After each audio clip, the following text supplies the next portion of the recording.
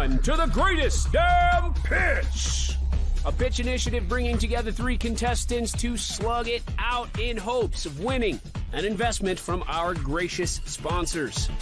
And now, your guest host, a British-born, West African-raised American, standing at 5'11" 3/4, bringing the partner in partnership, the one, the only, Adi Akufo-Addo.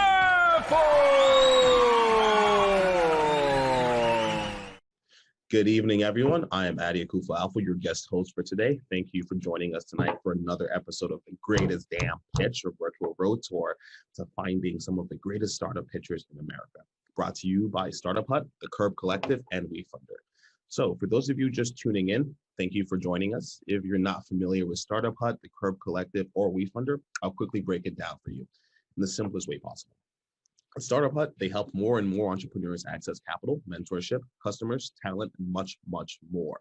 For the Curb Collective, it's a community of mentors, investors, and advocates looking to invest into underrepresented and underestimated founders by leveraging equity crowdfunding and hosting events under the alias Rock the Room. At Wefunder, it's an equity crowdfunding service which connects startups with non-accredited and accredited investors online, raising more than $200 million in investments for over 500 plus companies since 2016. It is incredible to see everyone come together like this. We know how hard it is to start a company. It's tough. The thing I love the most about partnerships joining us today is our collective goal to provide support and help make it a hell of a lot easier for entrepreneurs to succeed. Now, obviously, we can't tackle all of this by ourselves, so I wanted to extend some of the thank yous here before we get started. First, to the startups brave enough to compete on the show, to every single one of you tuning in live or watching the recorded video, we appreciate your time. To our amazing partners and to our panelists. So first, panelists I would like to thank is Shanita Nicholas, lawyer and founder of Sip and Sonder, the first specialty coffee house in Inglewood, California, catering to creatives, entrepreneurs, freelancers, curators, and everyone in between to simply exist, grab a cup of coffee, connect, and create.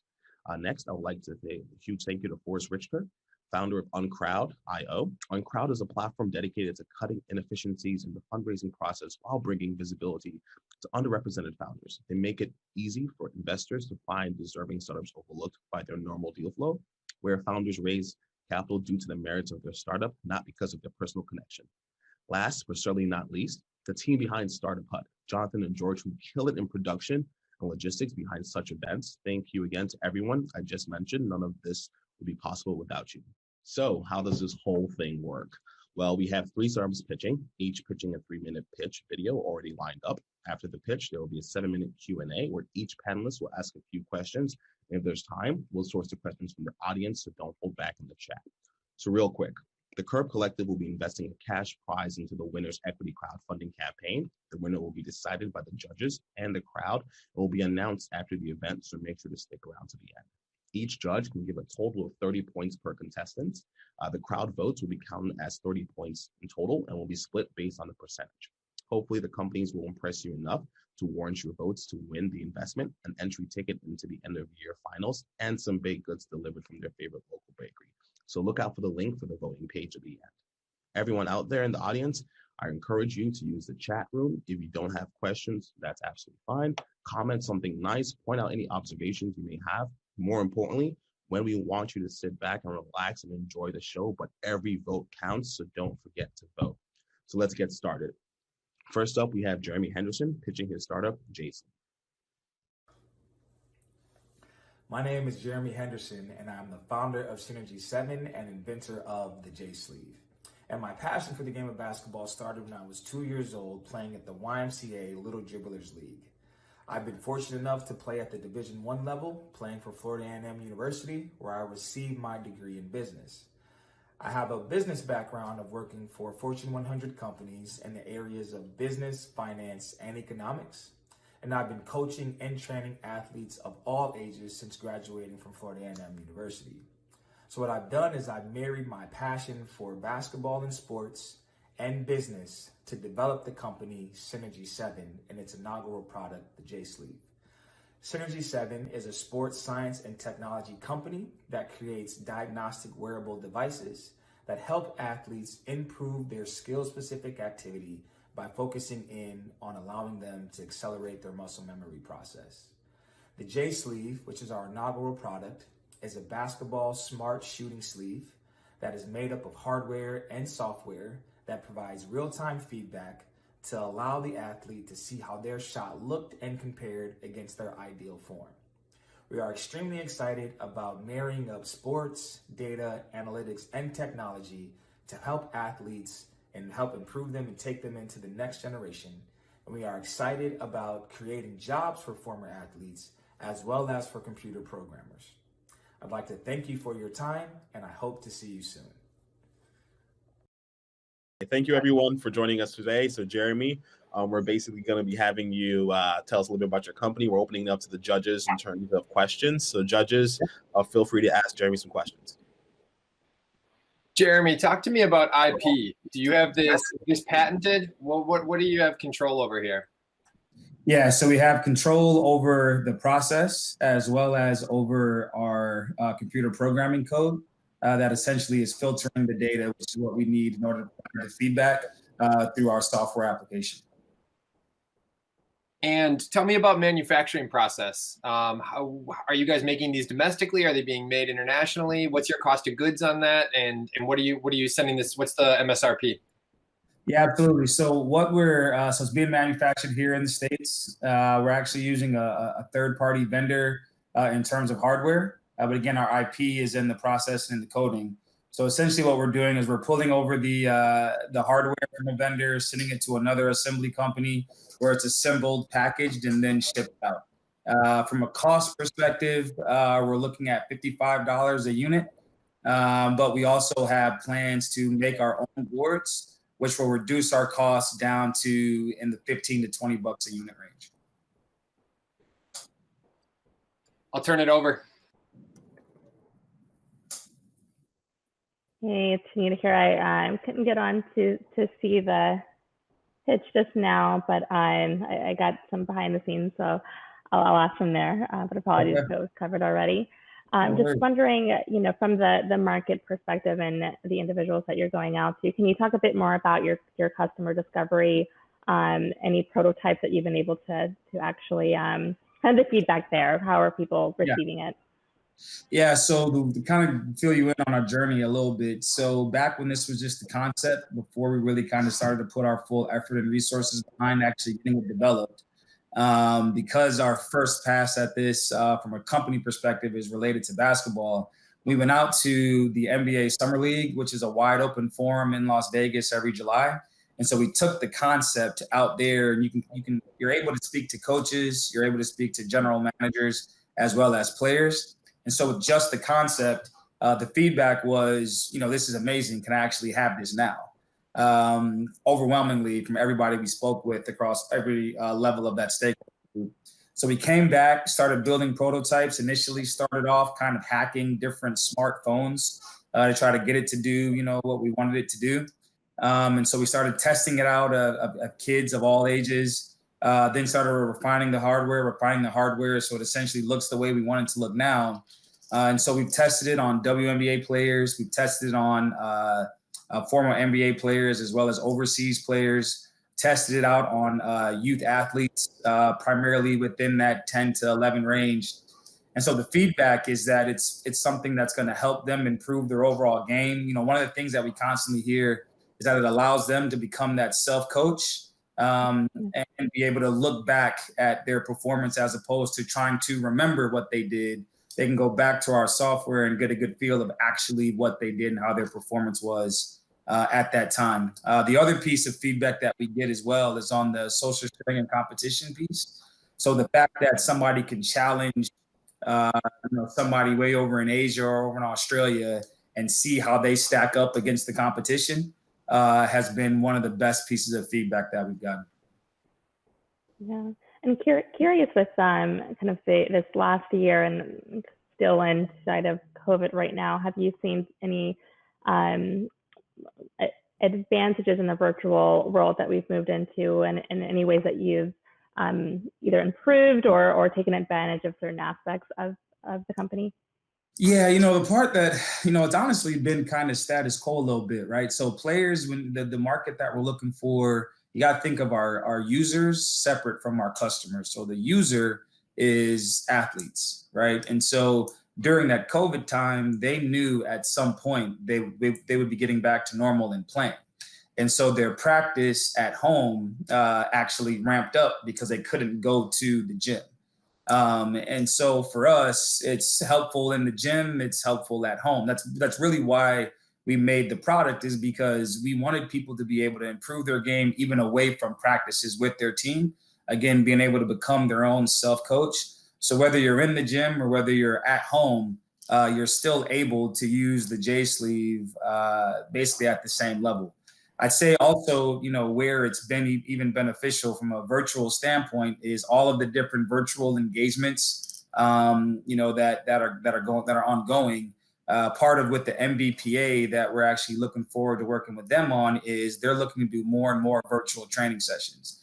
And so with the social sharing piece that we've got, and with the social competition feature that we've got, that will allow those organizations to continue to connect with their customers globally by creating different programs and competitions within their virtual training sessions. So, whether we're back to normal, folks will still use it in the gym.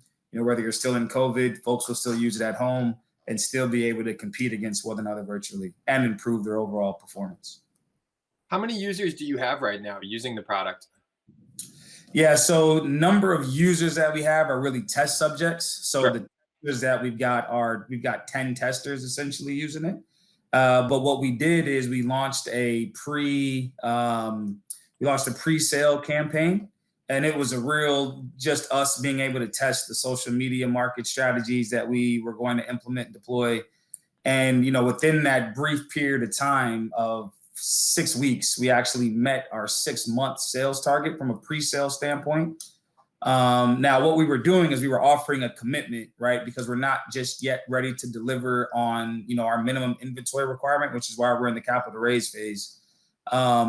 But within that period of time, we were able to say, hey, if you commit to purchase the JSleeve now, will you then commit to, if you give us X amount of dollars right now, will you commit to purchasing the JSleeve in the future?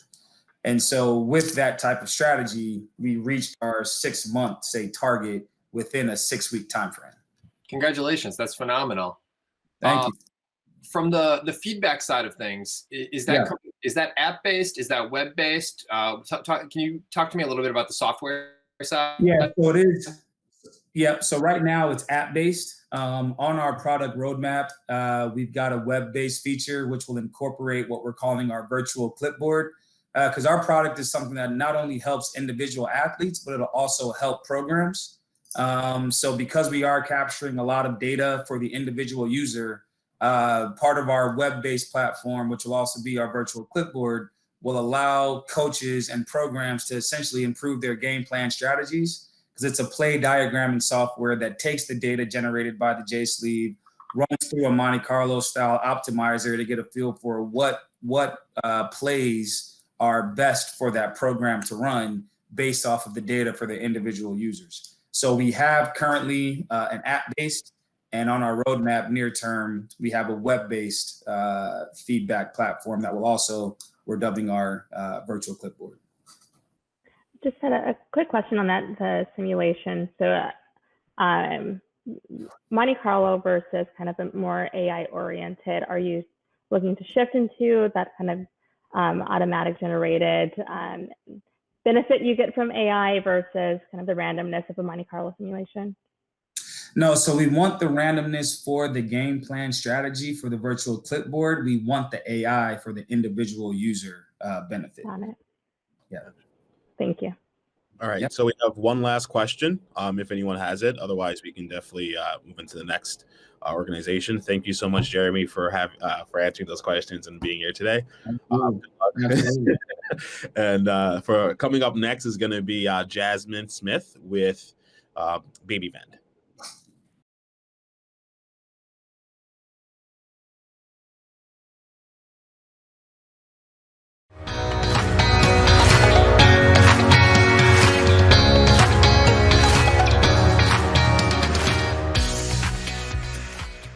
My name is Jasmine, and I am a proud single mom of 4-year-old twins. I started Babyvend about 2.5 years ago, and it is a company that makes custom vending machines geared towards parents that are traveling with their children, ages 5 and younger. Diapers, wipes, portable changing pad, extra clothes in case your kid has an accident, bathing equipment, Bankies, baby healthy snacks, underwear, a few activity kits. We even have some lactation cookies and snacks for moms that are breastfeeding, because we know that sometimes traveling and breastfeeding is the most. And then towards the bottom, we even have beverages that are geared towards families. So we have things like, of course, water, juice, ready-made formula, Pedialyte, and we even have some PediaGrow. It's a parent-built company ran on real parent experience. The products that we actually put into our machine, and the fact that we took care to think about anything that could be needed strategically for a parent traveling, with the idea that it could be customized depending on the location and the climate. It all started when I was at the mall shopping with my kids for Christmas presents. And of course, I brought my typical mom bag, because every parent knows you gotta have the bag to plan your life around. And my son blew out of his last diaper. So I was in the mall stuck because I wanted to keep shopping and I wasn't ready to leave, but I didn't have any more diapers. So I had to go into JCPenney's and buy some very expensive underwear and wrap them a ridiculous amount of time to turn them into a diaper. And from that, I told myself, there's gotta be a better way to this. There's gotta be something more convenient for parents who are out and about. So that's when I did some research to find out what was already out there, what was missing, where I could get into the market, and I birthed Babyvend. I definitely need assistance with getting funding so I can buy those dream machines.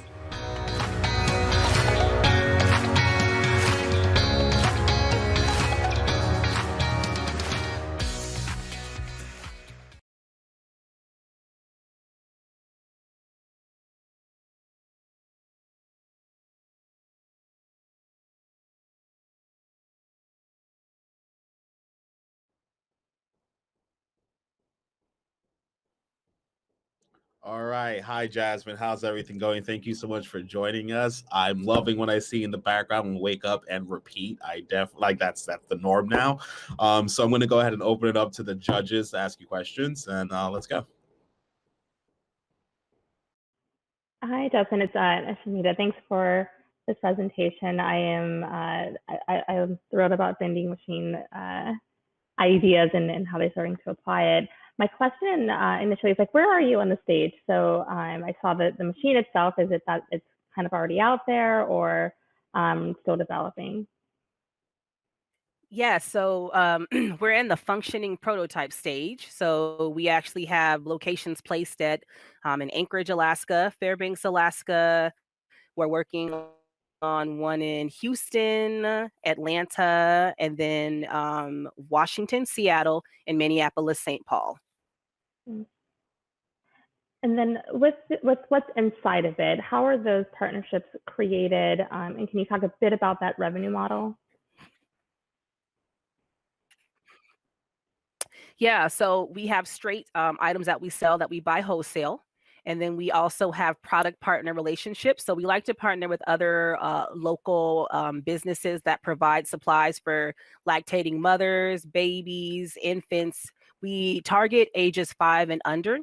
And then we have anything that you might find in a diaper bag. So like I have twins, and when you travel, I mean, it could be diapers, wipes, formula, lactating mother supplies. It could be activity kits, extra bottles, anything to keep kids basically focused while they're traveling.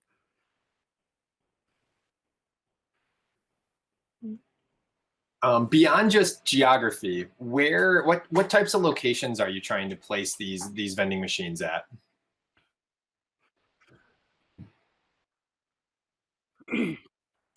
Definitely. So travel centers is my goal. Airports, train stations, definitely a couple cruise ships. Ferries are really big in some parts of the country.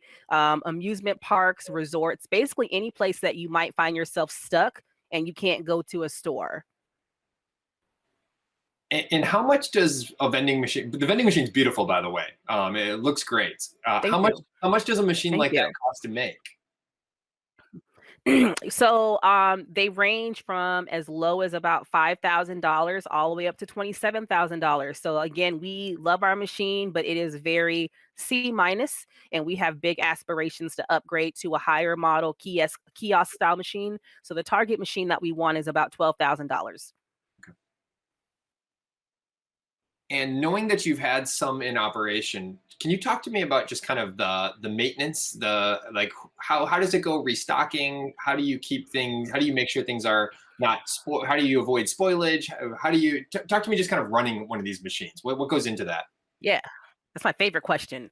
So in the vending world, there are a lot of different softwares you can utilize. We have a software, I won't say the name of the software per se, but we have a great software that we use that alerts us when we are low on inventory, about to have products that expire. If there's a technical issue in the machine, it'll text us and email us alerts. So that's how we keep up with it. And of course, you just make yourself a checklist and you use that to service every vending location, because each location's different and our machines are customizable to the product needs for wherever it's going to go. But that software that we put in our machine is what really keeps us on top of operations. And as your business scales and those machines scale, I'm trying to wrap my head around kind of the economics of the cost. So you have a lot of upfront cost in terms of the vending machine itself. Then you have maintenance cost and upkeep.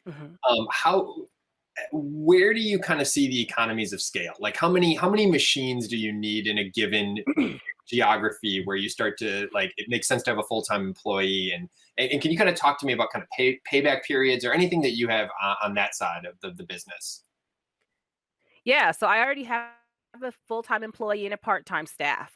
People have a misconception that vending machines are a side hustle. They are actually a pretty labor-intensive full-time business. It's actually a really steady and growing industry, though. So I actually never saw any slow points or stopping once COVID-19 hit. So for us, we have internal goals to hit 50 machines and have it state. Of course, I feel confident we can do more than that. So our model has always been to provide an infrastructure and a whole operations manual and template and allow others to purchase the machine and eventually franchise it in their location, which is how some of the other successful vending companies does it. Very cool. I just have a question about barriers of entry. Is there something in any way proprietary or the process that you have specifically with the machines, how you're sourcing them, the partners, again, with Wholesale that you're using that other people may not have access to, or you have an advantage of in any way? Definitely. Yeah. So, in terms of a basic machine, anybody can get a machine, but the machine that we have, we've customized it to fit our products. And then also just us as a management team here in Alaska, we have amazing relationships and we're able to get into places that other entrepreneurs have been like, how did you do that? Our first location was an airport, right? So we have the backing of everyone from other businesses and wholesale companies associated with the airport, helping us all the way to like the mayor of the city and the governor shouting us out. So we have already a lot of business experience just as entrepreneurs and running it, but then we also have really good relationships with Alaska government and agencies who've kind of given us like if you need to go somewhere else, we'll put in a good word for you to help expedite it. The other thing that I think is good about our stuff too is, like I said, we customize, our machine and our packaging in order to fit, because machines aren't designed for the stuff that we put in them. So we had to make it work. And we've made a model and a system around that I think could prove very successful. That's awesome. One kudos on all of that. It's my first thought was airports, and you're already way ahead of that. So really amazing. And what's kind of the next step then? I know you talked about expansion globally. Is that are you bringing on more team members? What is this utilization for the funds?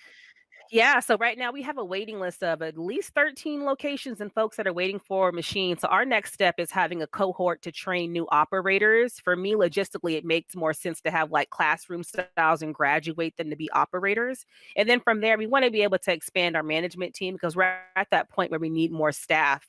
We have a waiting list of people who want our machine, not even just in the US. We got inquiries from Canada, I think it was Romania, New Zealand, South Africa, and Zimbabwe. So we're at a point of it's time to expand our team so we can service the requests that we have. That's absolutely awesome. All right, we have time for one more question. How are we doing with revenue? Well, what's the current revenue number? Yeah, so I'm still working on our taxes for 2021. I'm trying to remember back when last year I think it was like 78, but again, we only had like 3 or so machines at that time and we were just getting started. So this year with the pandemic, I got to go and do the math, but I think we're supposed to go at least over 120 and that's our net. That's great. I think it's a very cool product. Thank you. All right, Jasmine, thank you so much for joining us. All right, Thank so you. for our final pitch of the night, it's going to be Ashley Tate pitching Fraqtal. Hi, my name is Ashley Tate, and I am the co-founder of Fraqtal. For a long time, mental health has been really stigmatized and undertreated despite 450 million people suffering from mental health disorders worldwide. Psychedelics has really reemerged as a potential therapeutic to treat some of these illnesses. To date, there has been over $1 billion deployed to IPOs and over $500 million in invested capital across over 1,000 investable opportunities in the psychedelic space, and this is projected to grow even more. With psychedelics still being a very vice industry, there's a lot to explore, and it's difficult for companies in the startup space to get the attention, the capital, and the traction that they need to make this high impact that they can make. We want to create a place where entrepreneurs in the space can come to get access to incubation, fundraising, and community, and where investors can come to get information and diligencing to help them make high impact investments in the space and grow the psychedelic industry. Our solution for this problem is Fraqtal, which is the first investment platform in the psychedelic space to offer investors and potential investors with the information, the research, and the diligencing to provide them with the information necessary and actually facilitate investments in the space.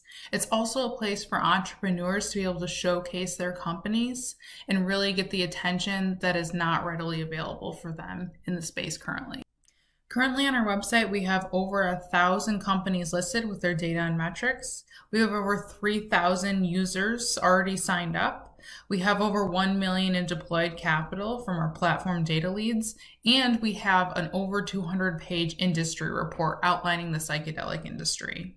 Our founders, Mara Kazan, Henry Mariano, and myself are highly qualified with extensive experience in research, psychedelics, and business development. We have multiple years of experience in private equity, venture capital, science, technology, and psychedelics behind us, as well as multiple MBAs and 2 successful cohorts going through the Tabula Rasa incubator. Our next steps are focused on automating the data collection and automating the investments with legal infrastructure.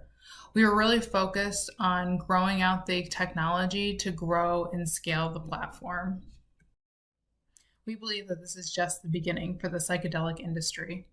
We really plan to use this platform to consciously facilitate investments in the space to not only get the highest return for the investors, but also get the highest impact on psychedelic therapies and really benefit underserved entrepreneurs and communities.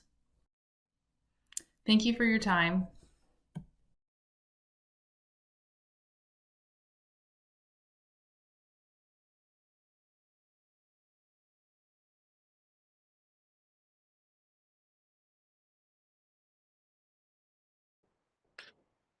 All right. Hi, Ashley. Thanks so much for joining us today.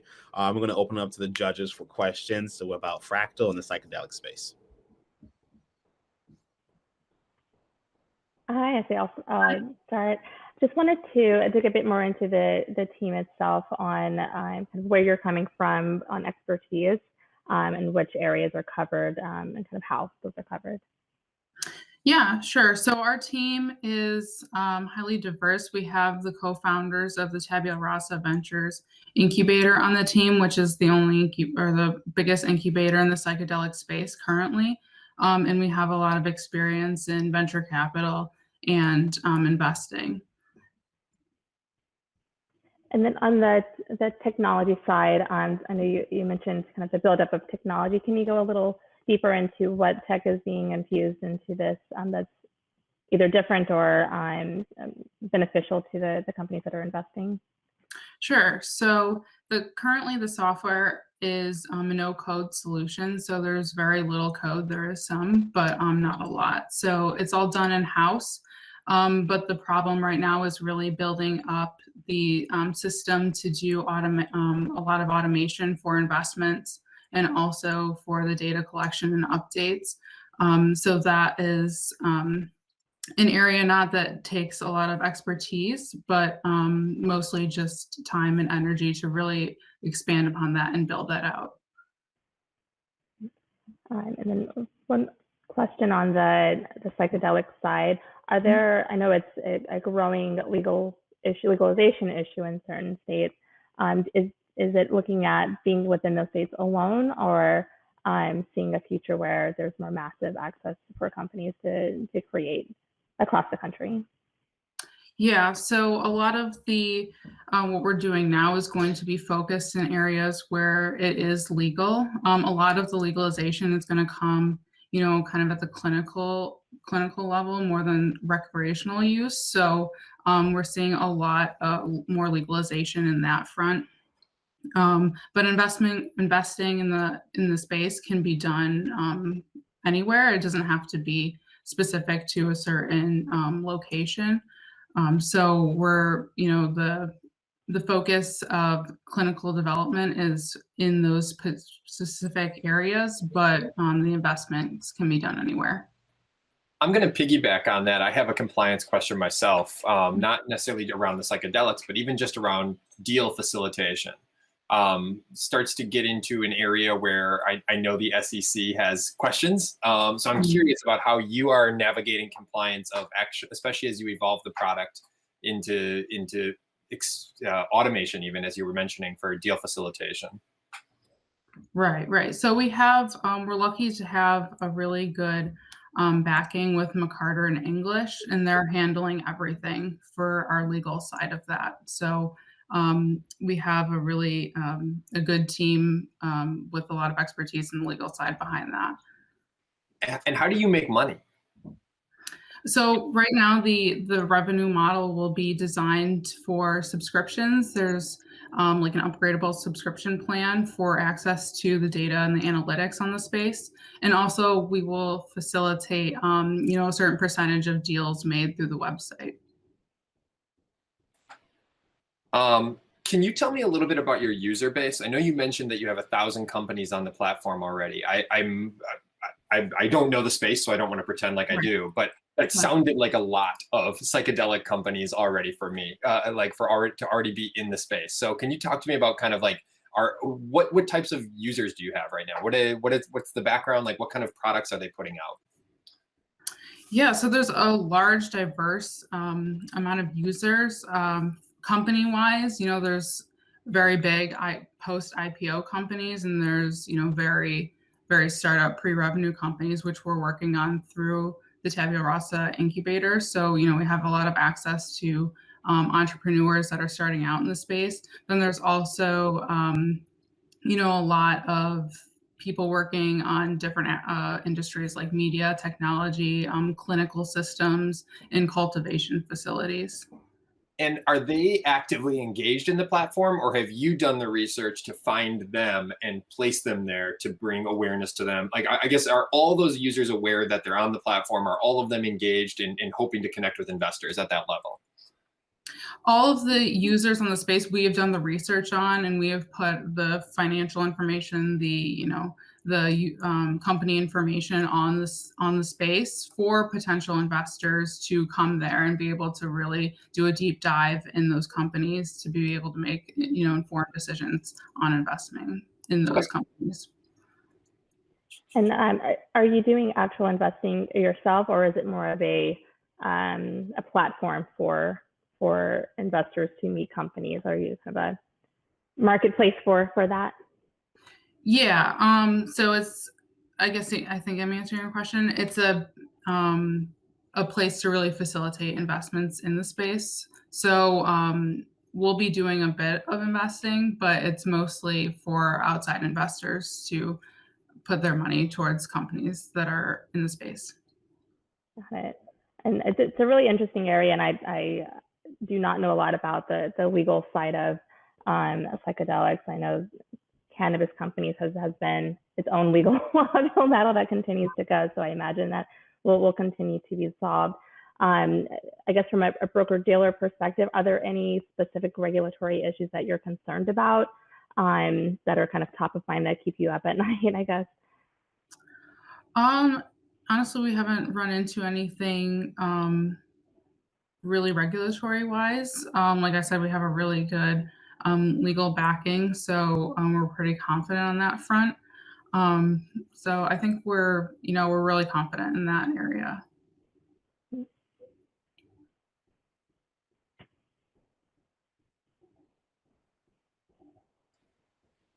All right. Thank you so much, Ashley. All right. So for now, we're going to be going towards more or less you, the individuals checking out the show tonight, kind of voting. And so we're going to be bringing a screen with a QR code associated with it. So we need you to vote for your favorite companies. We should be back in about 5 minutes. All right. Thank you guys so much for tuning in.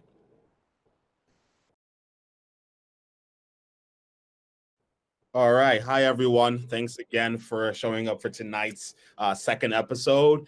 So before we actually tell everyone who the winner is for this time around, I would like to have the judges kind of give a little bit of advice associated with any of the companies and how they can possibly better their pitch. And then from there, I will go ahead and announce the winner of tonight's episode. Shanita, go ahead. Yeah, I'll take it first. Just a couple of general things. Really starting with what's proprietary, if not legally, what's your benefit, what makes you different from the rest. And I think all the companies had that tonight, but make that their forefront and really distinguish yourself within your pitch and what makes you different. And then any, ancillary topics that feel ancillary to your business. So if it's legal or the tech part, if you're not part of the tech, you have to own it all. So being really confident and being able to respond fully to questions that may feel to you ancillary, you're still representing the full company. So being able to fully respond to all questions. Yeah, I thought everyone did a really good job tonight. I was impressed with all three companies. I think probably the biggest piece of advice, and I think this is applicable for all three founders, is just kind of identifying that thing that maybe is going to get hung up by an investor, that's going to scare an investor or raise a red flag for an investor. And don't wait for them to ask. Just get in front of it and address that issue right away. So, like, for example, with the JSleeve, I'm wondering, like, okay, well, does it actually, like, how does it inhibit shooting? Like, what can we do there? Like, how does it work in those functionality side? For Babyvend, I was thinking about, just the infrastructure costs. Like, this is a big thing. Like let's address that right away. And then with Fraqtal, it was a lot about just compliance. Compliance was clearly the thing that stood out to us, and trying to get in front of those issues right away would be helpful from an investor perspective.